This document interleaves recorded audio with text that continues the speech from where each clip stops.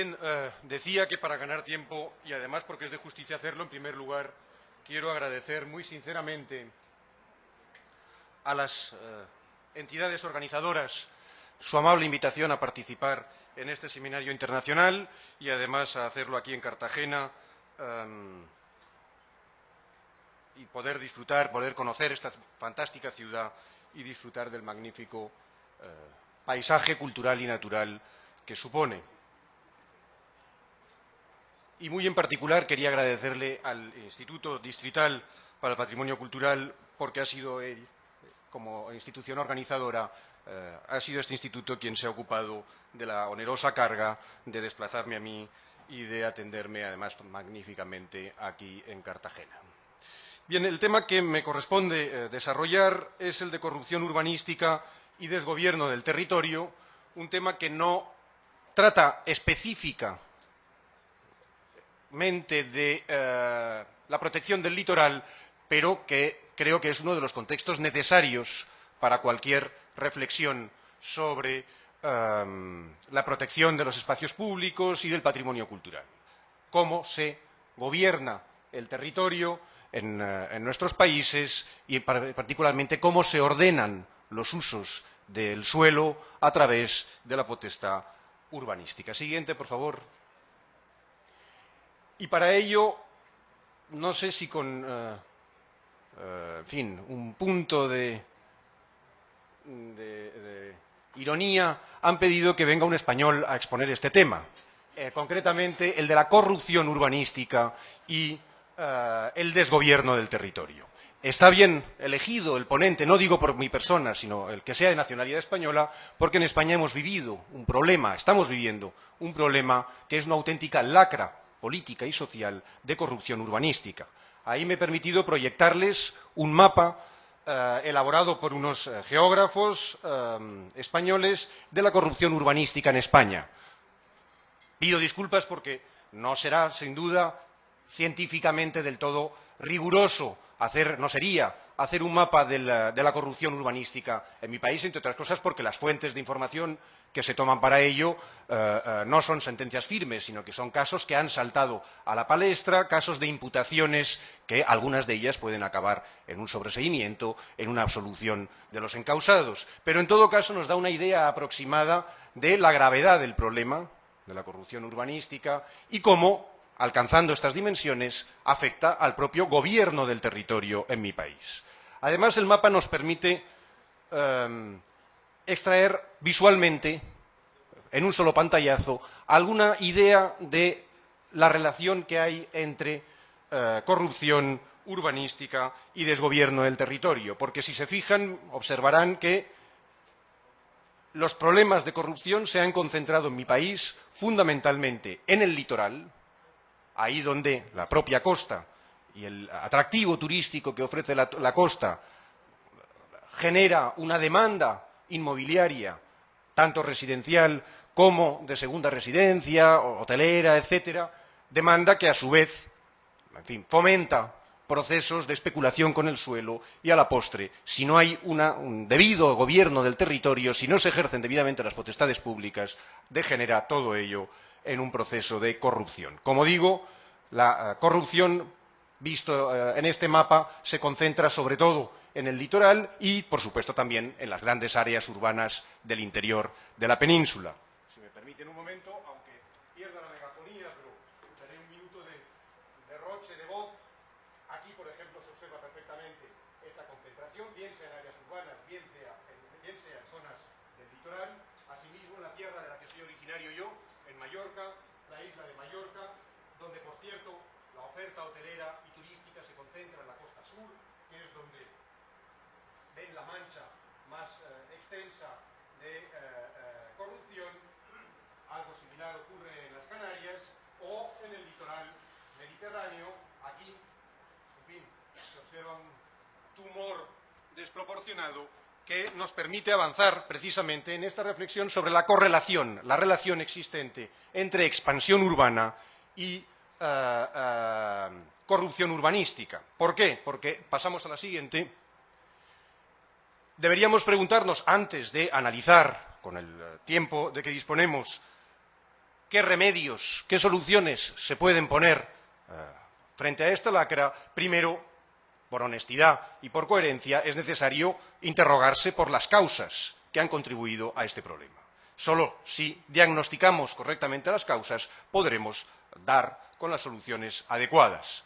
Y en esas causas yo distinguiría dos bloques. En primer lugar, se han dado en España causas de tipo coyuntural para esta explosión de la corrupción, pero también causas estructurales. En cuanto a las primeras, a las causas coyunturales, que nos permiten preguntarnos y respondernos con ciertos visos de realismo por qué ahora se ha producido esta explosión de los escándalos de corrupción, yo diría que traen causa, en lo coyuntural, de la llamada burbuja inmobiliaria, lo que otros llamaron el tsunami urbanizador que experimentamos en España aproximadamente en la década que transcurre entre 1997 y 2007.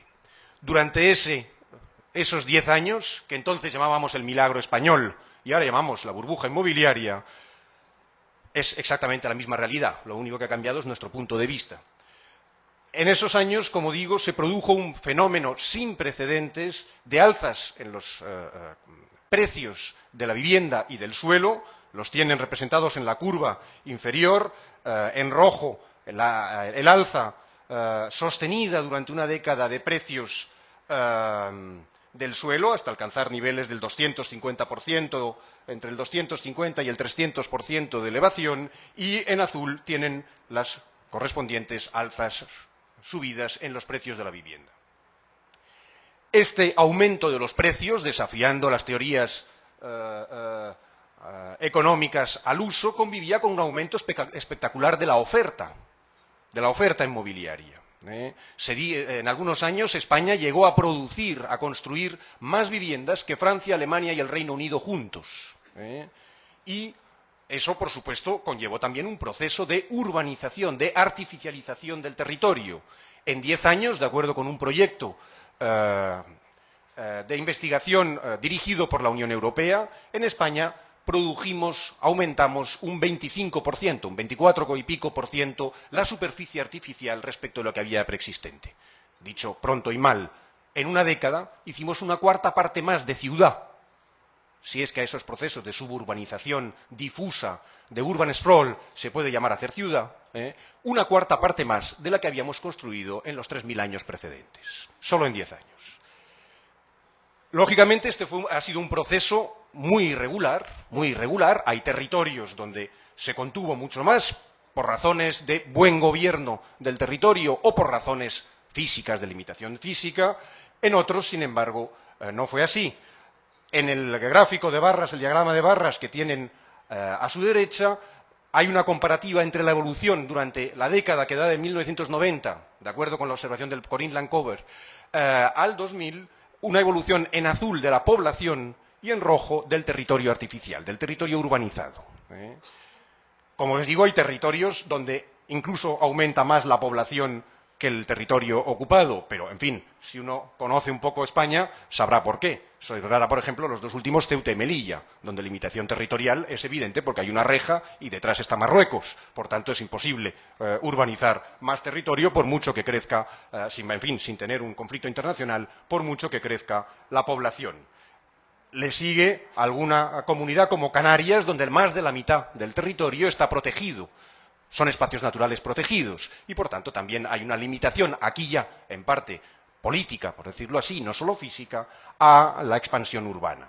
Y, sin embargo, en la parte alta del gráfico tenemos territorios como, por ejemplo, la región de Murcia, que es la misma que antes les había señalado, les había pedido que retuvieran del mapa ese pequeño tumor de casos de corrupción urbanística concentrados en tan poco territorio, se corresponde precisamente con la región que tuvo el dudoso honor durante esa década de expandir más el territorio urbanizado, de urbanizar más suelo, de transformar más territorio de todo el país. Ahí el crecimiento poblacional fue relativamente alto, superior al 10%, y sin embargo la ocupación del territorio, la urbanización de suelo, supuso más del 50% de lo que había antes. Es decir, se hizo la mitad más de urbanización de la que se había hecho entre los 3000 años precedentes.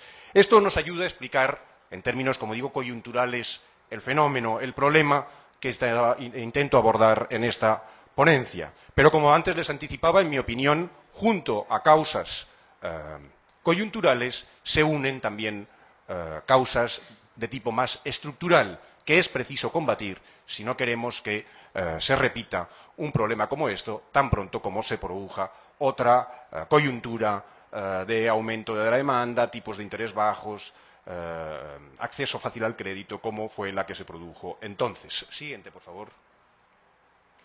Y entre estas causas estructurales yo señalaría dos tipos de causas. Las primeras, de carácter sociopolítico. Esta explosión de casos de corrupción urbanística solo es posible, en mi opinión, si concurre en un país una cierta tolerancia social con la corrupción, una cierta costumbre, aceptación social del problema, junto a comportamientos políticos corporativos. Algunos de los casos que les he señalado eran casos transversales a varios partidos políticos, de manera que, si se me permite, unos, en algunas ocasiones, tapan las vergüenzas de otros, porque prima ese comportamiento corporativo sobre la propia competencia entre ideologías y partidos políticos. Y, por último, una escasa cultura cívica del territorio. Esto fue denunciado, no lo digo yo, fue denunciado, por ejemplo, por la Asociación de Geógrafos Españoles, que hizo un manifiesto por la cultura del territorio, denunciando que en aquellos años brindábamos con champán. Se dice de una comunidad autónoma, la Comunidad Valenciana, que los novios en sus bodas no brindaban, el padrino de bodas no brindaba viva los novios, sino diciendo viva los PAIs. Los PAIs eran los programas de actuación integrada, los programas urbanísticos que permitían nuevos desarrollos urbanísticos y que habían hecho rica a toda la población municipal. Todos los que se sentaban en el banquete y comían marisco, en fin, y bebían ricos vinos, lo hacían gracias a los PAIs, a esos instrumentos de ordenación urbana que iban multiplicando las plusvalías. Por tanto, hemos tenido, yo quiero pensar que está empezando a cambiar, una escasa cultura territorial, una escasa sensibilidad hacia valga la redundancia, la sensibilidad del territorio, la no reversibilidad de los procesos urbanísticos, el daño ambiental, incluso económico, como se ha visto ahora, explotada la burbuja inmobiliaria, o también social, por tanto, la plena insostenibilidad de estos procesos acelerados de ocupación del territorio. Insisto, no solo es un problema ambiental, como a veces se nos hace creer, es un problema económico. El urban sprawl está ya muy estudiado, es ineficiente económicamente, produce mucha más contaminación, consumo energético, etcétera, la ciudad dispersa, diseminada, que la ciudad compacta, y tampoco es socialmente sostenible en la medida en que se generan nuevos pequeños paraísos urbanos, abandonando, degradando los cascos históricos donde se concentra la población envejecida, los inmigrantes, provocando problemas después sociales, de cohesión social. Se produce, junto con este urban sprawl, un claro fenómeno de segregación espacial de la población. Bien, pero yo soy jurista, nadie es perfecto y por tanto no me puedo detener en los temas o en los problemas sociopolíticos en los que no soy experto, sí quizá en los problemas, que también los ha habido, de carácter técnico-jurídico. Y es lo que llamo el desgobierno del territorio. Tomando una expresión, la de gobierno del territorio, que ha sido ya incluso en una última reforma constitucional en Italia constitucionalizada. Por tanto, en Italia ya es un concepto constitucional, este de gobierno del territorio, entendido como un macroconcepto, como una política pública integral capaz de reunir, integrar, vertebrar, coordinar en su seno a la ordenación urbanística, a la ordenación territorial y a la política de infraestructuras. Pues bien, en España creo que puede decirse que también padecemos un problema de desgobierno del territorio, aunque ahora se están tomando medidas en los últimos años para atajarlo, para combatirlo. Un problema de desgobierno que consiste en una escasa o muy baja coordinación entre el urbanismo, la ordenación del territorio y las infraestructuras. Y veamos muy brevemente, no me puedo extender, estas tres patas fundamentales que podemos identificar en el gobierno del territorio. En primer lugar, en cuanto al urbanismo, podría decirse que el derecho urbanístico en España es muy maduro. Es tan maduro que alguno podría incluso dudar si no está ya un poco podrido, es decir, si no, sus instituciones no padecen de una cierta esclerosis, se resienten de esa madurez, de esa complicación sucesiva realizada durante décadas, sobre todo a partir de la primera ley cabal sistemática de suelo que hubo en España, que fue de 1956. Y esa esclerosis se observa, por ejemplo, en materia de planeamiento. Los planes urbanísticos han alcanzado tal grado de complejidad que ni aun los expertos somos capaces de interpretarlos con facilidad, lo cual genera litigiosidad, conflictividad, porque se ha convertido el lenguaje del planeamiento urbano en España en un lenguaje solo reservado para los grandes sacerdotes de la ciencia urbana, que solo ellos pueden interpretar, lo cual nos da de comer a algunos especialistas en la materia, pero, en fin, en honor a la verdad, creo que hay que decir que debería corregirse.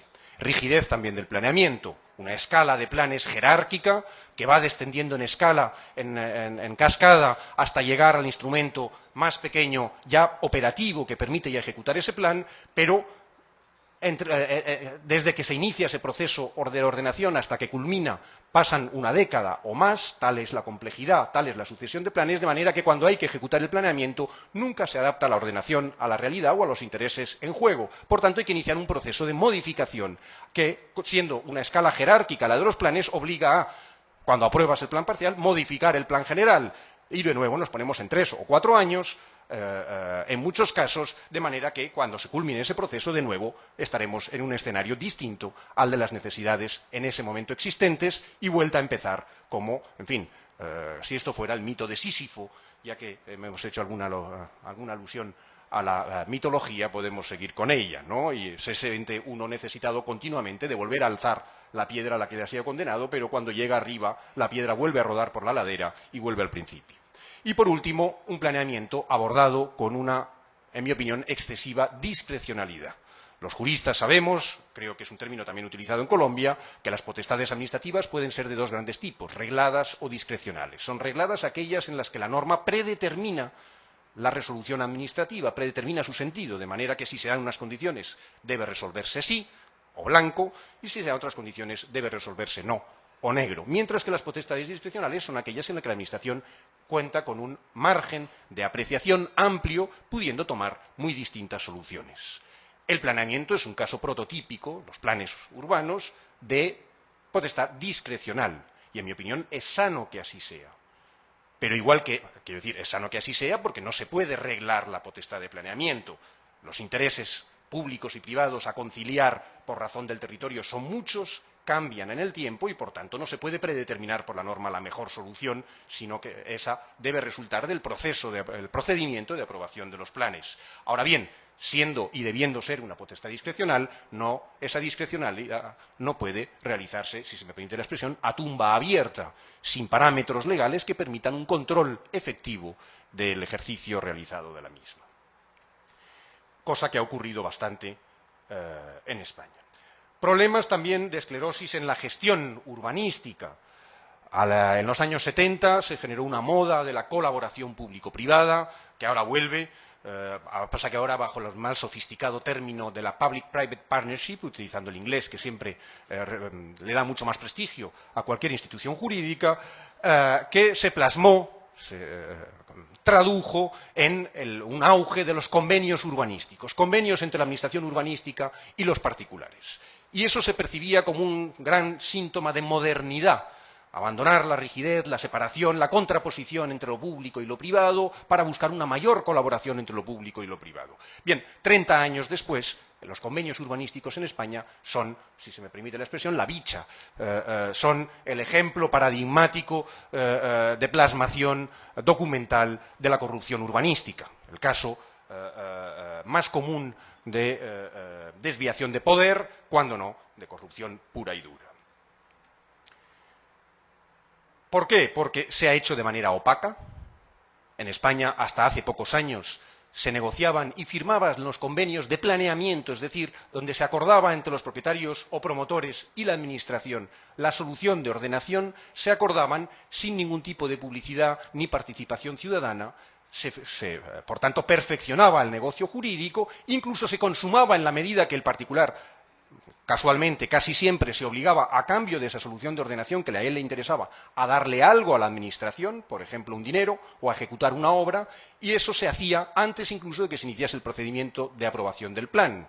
De manera que, cuando se tramitaba el plan, el ayuntamiento era cautivo de sus propios actos porque ya había recibido la contraprestación por la solución de ordenación, de manera que la participación ciudadana, la emisión de informes, la audiencia a los interesados eran trámites totalmente estériles y fraudulentos porque la solución venía predeterminada, porque el alcalde había cobrado ya el precio, ese dinero, y lo había gastado ya en las fiestas del pueblo o en el pago de la nómina de los funcionarios. Por tanto, no tenía otra, si no quería incumplir los compromisos adoptados, que dar la solución de ordenamiento, defraudando por completo en qué consiste la ordenación y en qué consiste el procedimiento tendente a esa ordenación. Por último, en materia de disciplina, entendiendo por disciplina la corrección, la represión de las conductas ilícitas, la investigación y después la represión de esas conductas ilícitas, la indisciplina durante mucho tiempo ha sido bastante inoperante. Ha habido una masiva dejación de funciones públicas, una masiva inactividad de la administración, de los ayuntamientos, que toleraban las obras ilegales, ocupando espacios públicos o ocupando propiedades privadas, pero que no eran susceptibles de uso edificatorio porque tenían fin agrario o lo que sea, y la Administración, si se me permite la expresión, miraba para otro lado, toleraba eso. Esto por lo que hace a la primera pata, como decía. La segunda pata de ese necesario gobierno del territorio sería la ordenación territorial, entendida como un subsistema de planeamiento distinto de la ordenación urbanística. Así es teóricamente en mi país, así es en España, por herencia de otros países europeos, como Francia, como Italia, donde lo tienen más desarrollado.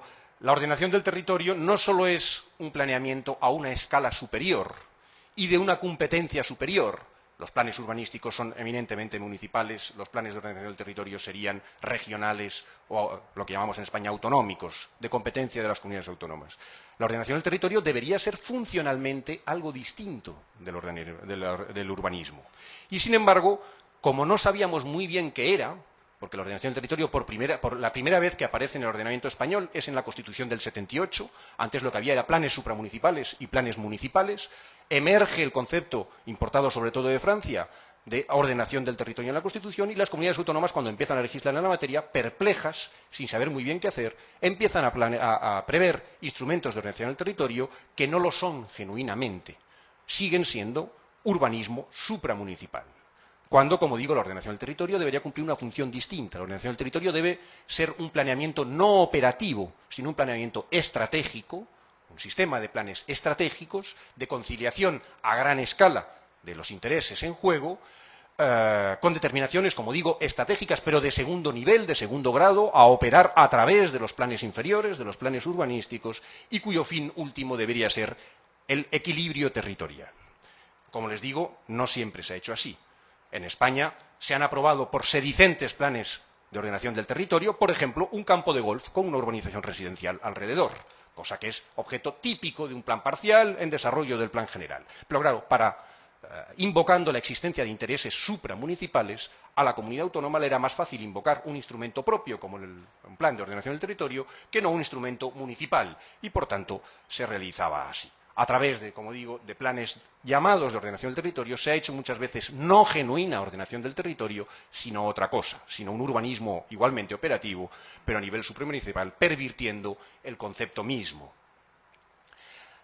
Tengo que decir, no, la verdad, que sin embargo hay territorios, por ejemplo, el País Vasco sí tiene una tradición larga y fecunda de ordenación territorial. Cataluña, por ejemplo, no la tenía tanto, pero aprobó hace unos años un plan de ordenación del litoral, un plan que recorría todo su territorio, en las 3 provincias del litoral catalanas, haciendo un análisis, el territorio del litoral, el territorio costero, haciendo un análisis de la situación en que se hallaba, los riesgos y susceptibilidades, y sobre ese análisis un diagnóstico de carácter estratégico sobre dónde debían emplazarse los usos y qué usos debían prohibirse a lo largo, como digo, de toda la franja litoral del territorio catalán. Eso sí es genuina ordenación del territorio.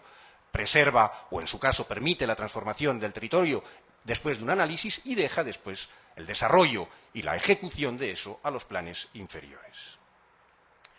Y por último, emancipación de la política de infraestructuras. En España, si se me permite decirlo así, las infraestructuras han ido a su bola, por su cuenta, totalmente emancipadas del gobierno del territorio, siguiendo intereses, vamos a suponer que de interés general, pero distintos de la ordenación territorial y urbanística, y además al amparo de un ordenamiento jurídico que progresivamente ha ido emancipando a los planes y proyectos de infraestructuras, diciendo que no se sujetan al planeamiento urbanístico ni al planeamiento territorial, que priman sus determinaciones de cualesquiera proyectos de carreteras, primero en la Ley de Carreteras del 88, después de aeropuertos, etcétera, etcétera. Todos esos planes o proyectos de infraestructuras priman sobre la ordenación territorial y urbanística, obligando a adaptarse, lo cual era negar la función propiamente de ordenación territorial y urbanística, que es precisamente una función horizontal de volcar sobre el territorio los distintos intereses y conciliarlos, coordinarlos. Pero claro, si ciertos intereses sectoriales priman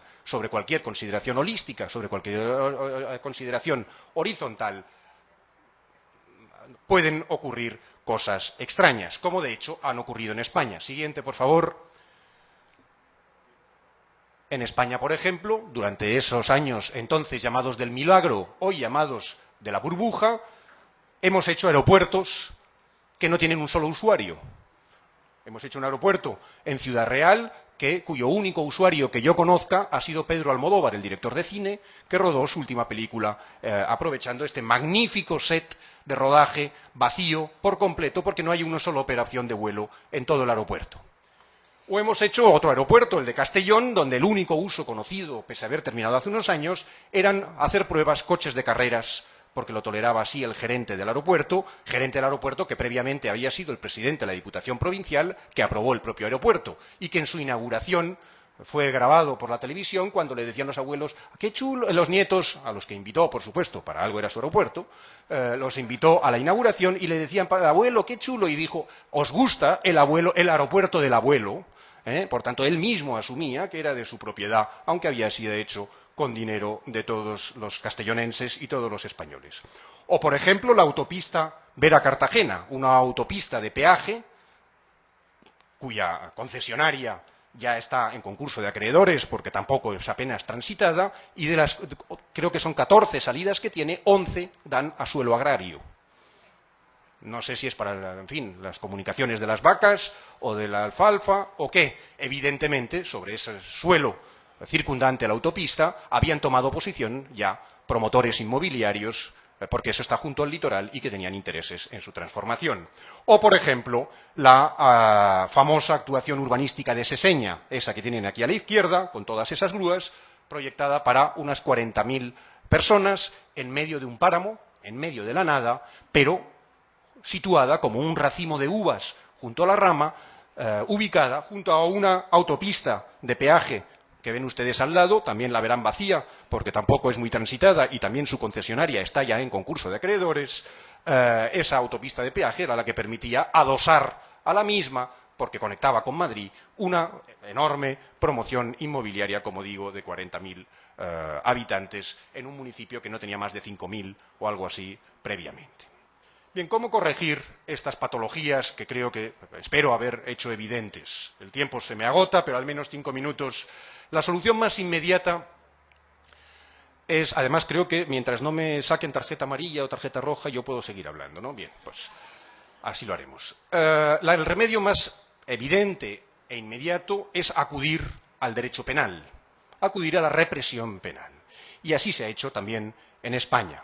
En España tenemos una tipificación como delitos especiales en un capítulo de nuestro Código Penal del 95, endurecido a este propósito en 2010, delitos específicos sobre la ordenación urbanística y ordenación del territorio, que sancionan penalmente, si no recuerdo mal, con penas de 1 a 4 años, tanto a los actores privados que realicen, concretamente dice a los promotores, constructores o técnicos directores que lleven a cabo obras de urbanización, construcción o edificación no autorizables en suelos destinados, o sea, no en cualquier parte del territorio, sino en suelos especialmente sensibles o protegidos, como son los destinados a viales, zonas verdes, bienes de dominio público, y aquí entraría la zona marítimo-terrestre, o lugares que tengan legal o administrativamente reconocido su valor paisajístico, ecológico, artístico, histórico o cultural, o por los mismos motivos hayan sido considerados de especial protección. Luego tenemos tipificado como un delito específico urbanizar, construir, alterar el suelo de manera no autorizable, es decir, que no podría haber obtenido licencia, concretamente en espacios naturales, en el litoral, en nuestras costas y en el patrimonio cultural, afectando al patrimonio cultural.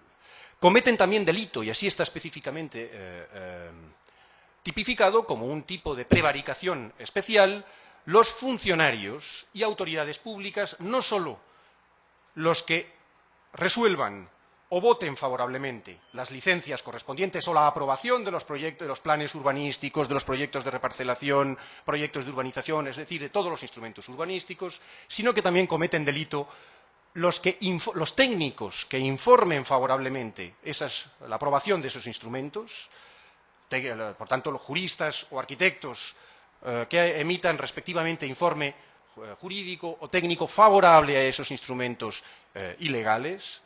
Y, por último, se comete también esa prevaricación no solo quien actúa así, sino quien se abstiene de actuar debiendo actuar.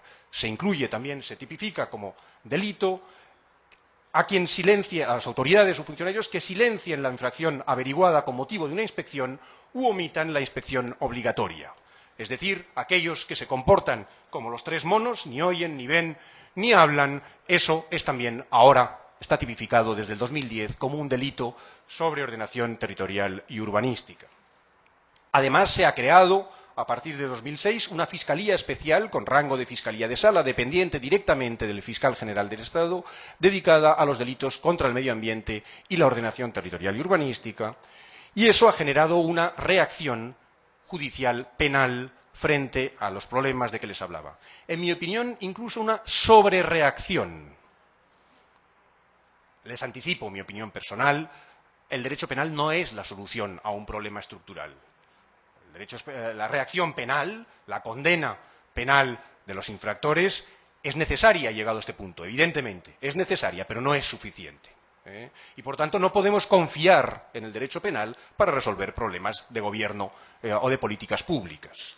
Lo digo porque, en un caso paradigmático, el caso Andratx, en el cual fue acusado penalmente el alcalde de un municipio de mi isla, de la isla de Mallorca, junto al jefe de urbanismo, después promovido, parece ser que por su buen hacer, a director general de urbanismo de esa comunidad autónoma, y junto a un abogado que había urdido en connivencia con todos ellos ciertas obras ilegales, se les acusó penalmente. Y ellos se defendieron en el caso de Autos alegando que el derecho penal es la última ratio, es el último remedio, que lo que ellos habían cometido eran meras infracciones administrativas, no delitos. Frente a lo cual reacciona la Sala en términos muy duros y aleccionadores cuando nos dice, estoy hablando de la Sala del Tribunal Supremo, cuando resuelve en casación, dice que sí, que es cierto que el derecho penal debería ser solo la última ratio, quedar solo para los casos más sangrantes, pero dice, más la desastrosa situación a que a pesar de la normativa legal y administrativa se ha llegado en España respecto a la ordenación del territorio, incluida la destrucción paisajística, justifica que ante la inoperancia de la disciplina administrativa, un problema del que ya les he hablado, se acuda al derecho penal como última ratio. Bien, insisto. Me parece bien que reaccione el Tribunal Supremo español en términos tan enfáticos, tan aleccionadores, pero esa creo que no es a medio y largo plazo la solución. La solución pasa, siguiente por favor, por una recuperación de la autoridad del derecho urbanístico. Una recuperación, siguiente por favor, de la vigencia del derecho urbanístico, del cumplimiento de las instituciones. Y, por tanto, de erigir también en España una verdadera política cabal, global, de gobierno del territorio, que resintonice el urbanismo, la ordenación del territorio y las infraestructuras, inspirada por el principio de sostenibilidad, de que ya se ha hablado aquí también en esta mañana, y eso afecta a las distintas potestades urbanísticas. En materia de planeamiento, por ejemplo, creo que hay que atajar o encauzar Ya he dicho que para mí es lícita la discrecionalidad administrativa en la potestad de planeamiento, pero hay que encauzarla para que no derive en arbitrariedad o corrupción. Para eso ya en la última ley estatal de suelo, aprobada en el 2007 y refundida hoy en el vigente texto refundido de 2008, ya, por ejemplo, se actúa en esa reducción de la discrecionalidad. ¿Cómo? Primero, interviniendo sobre el procedimiento de aprobación de los planes. En cuanto al procedimiento, ya desde antes y por exigencia del derecho europeo, los planes están sujetos a evaluación ambiental estratégica, pero esos planes sujetos a evaluación ambiental, la ley nueva dice que tienen que someterse en todo caso a informe, a trámite de informe preceptivo y determinante en materia de aguas, de costas, por lo que afecta a la protección del litoral, y de carreteras. Esos informes, por lo tanto, no son vinculantes. La Administración puede apartarse de ellos, pero sí son determinantes, lo que significa que se puede suspender el procedimiento de aprobación del plan hasta tanto no se evacúe el informe, y significa también que si se aparta la Administración urbanística de lo informado, por ejemplo, por la Administración de Costas, tiene que motivar en el expediente expresamente por qué discrepa del criterio de la Administración de Costas, lo cual, evidentemente, facilita el control judicial de esa discrecionalidad, porque ya tenemos documentado en el expediente el conflicto o la controversia entre costas y urbanismo. Y, por último, la ley exige también que las actuaciones de mayor impacto, concretamente, si no dice otra cosa la legislación regional, esas actuaciones son al menos las que aumenten más de un 20% la población o el territorio del término municipal. Cuando se hace una nueva urbanización que incremente más del 20% el territorio o la población, alguien no podría decir, hombre, pero eso se dará poco. Ya les he comentado el caso de Seseña, donde no se aumentaba el 20, sino el varios miles por cien la población del municipio. En esos casos no cabe la modificación puntual del plan.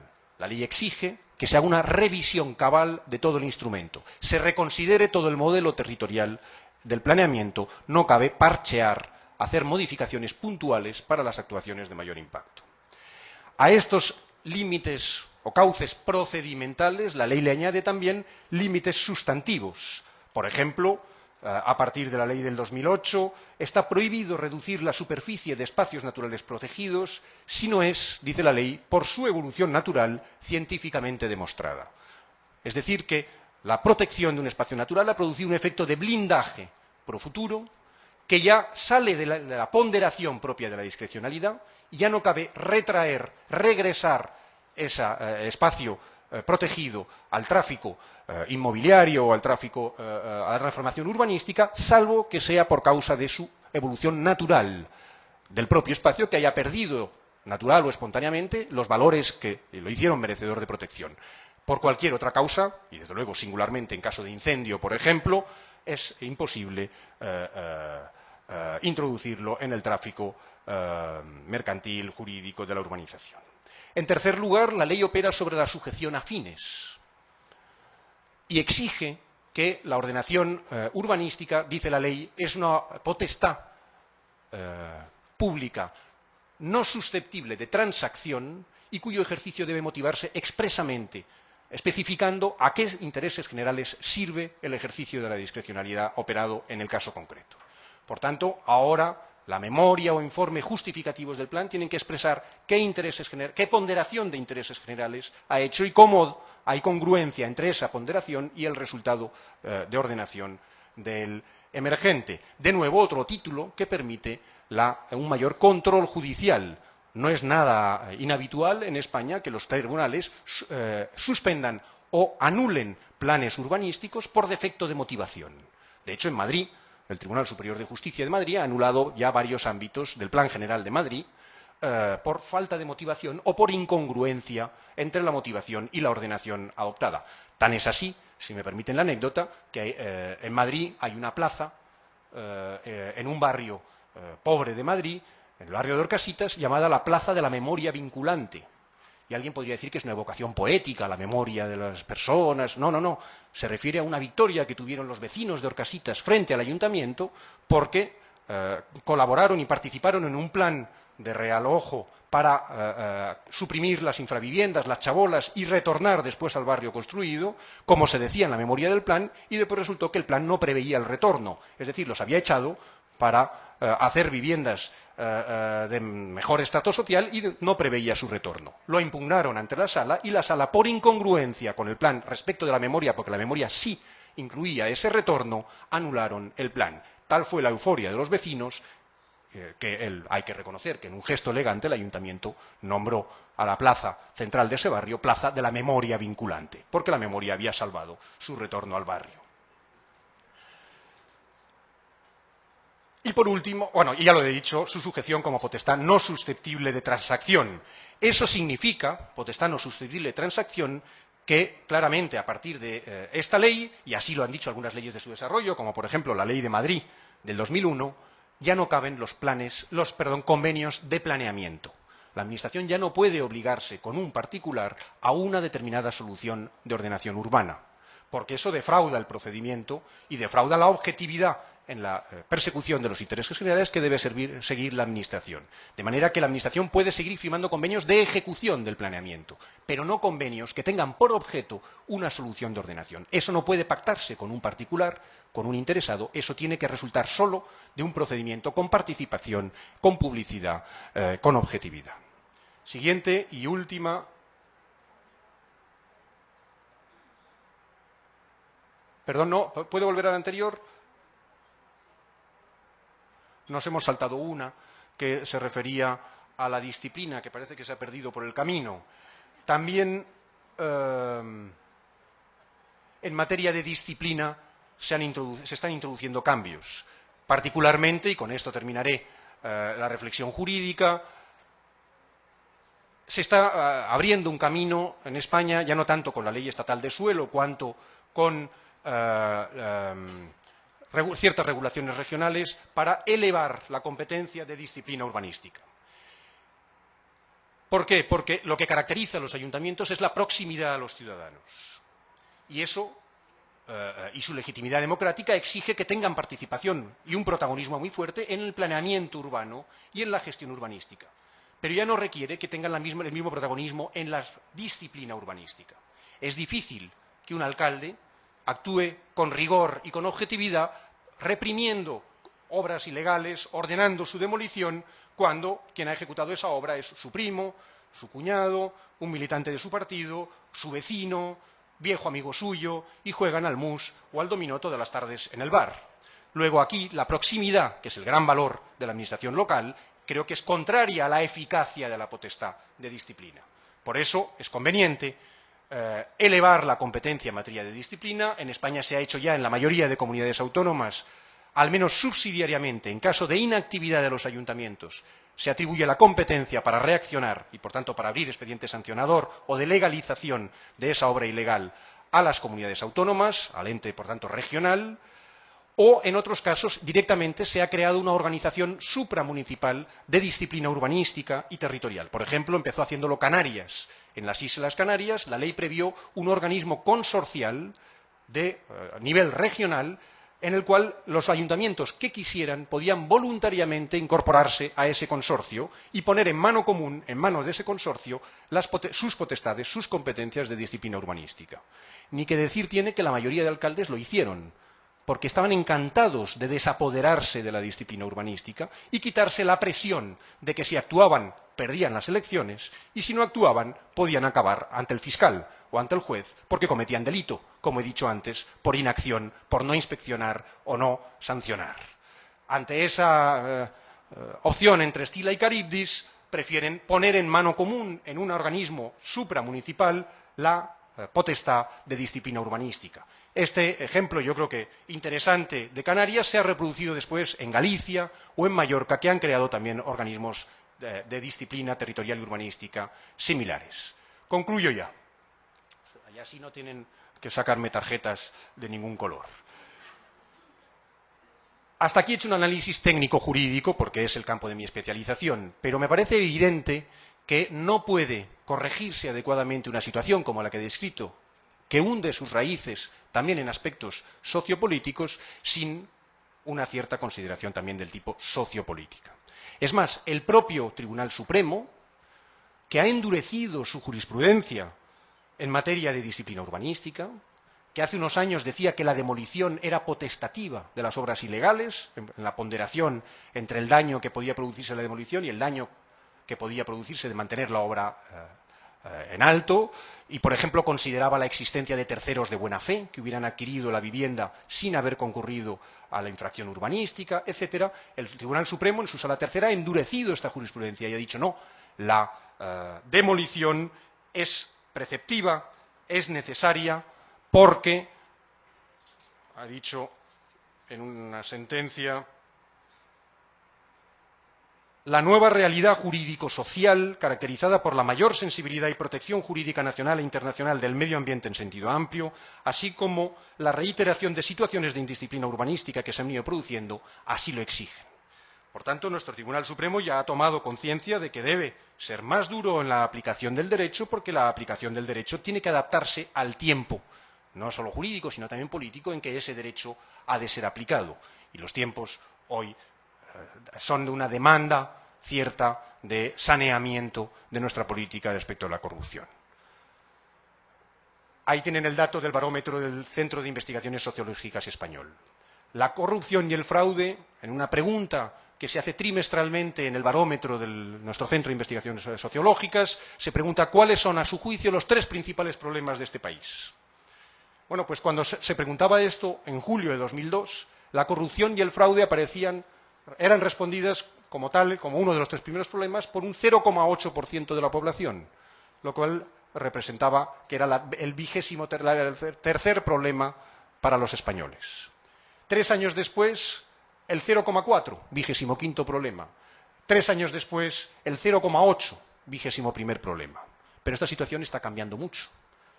Ya en julio de 2011, el 7,4% consideraban que la corrupción y el fraude era uno de los 3 problemas más graves del país, y se elevaba al puesto 5º. En julio de 2012, el 12,2%, puesto 4º. En julio de 2013, el 37,4% de los españoles considera que es uno de los 3 problemas más graves, y se ha elevado a ser el segundo problema para la opinión pública, solo por detrás del desempleo. Desempleo que afecta directamente a un 24% de la población activa, un 26% de la población activa. Por tanto, yo creo que esto nos da noticia de cómo se ha ido concienciando la opinión pública española sobre este problema. Es verdad que la pregunta no se refiere a corrupción y fraude urbanísticos, sino en general. Y, de hecho, en los últimos años, a los principales partidos políticos les han azotado casos que no son estrictamente urbanísticos o no son urbanísticos de corrupción que han tenido gran notoriedad. Pero también ha calado ya, está empezando a calar una cierta cultura del territorio, por utilizar la expresión a que antes me refería, una cierta cultura del territorio en la opinión pública española, una cierta, por tanto, aversión hacia la corrupción urbanística. Ahí tienen 2 viñetas del periódico más leído de España, 2 de los humoristas gráficos, por tanto, más notorios en mi país, El Roto y Forges. En uno, el médico le dice, me temo que va a tener que dejar usted el urbanismo, no es artrosis lo que tiene, es, dice, cazo egipciforme, y le muestra con la mano dispuesta a recibir dinero, preparada a la espalda para no ver quién se lo da ni cómo. Y en la otra, El Roto dice, cada vez que se reúnen los de urbanismo, lo dejan todo lleno de lodo y está fregando la sala de reuniones de alguna comisión provincial de urbanismo. En fin, esto creo que nos da idea de cómo, como digo, la opinión pública, las instituciones, antes me refería al Tribunal Supremo Español, están tomando conciencia.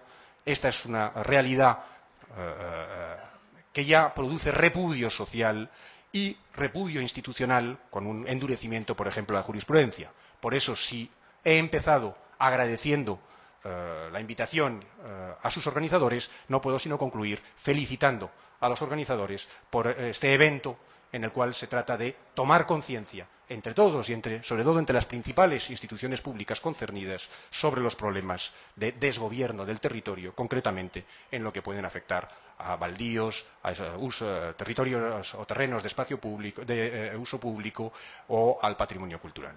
Muchas gracias por estar dado a los organizadores.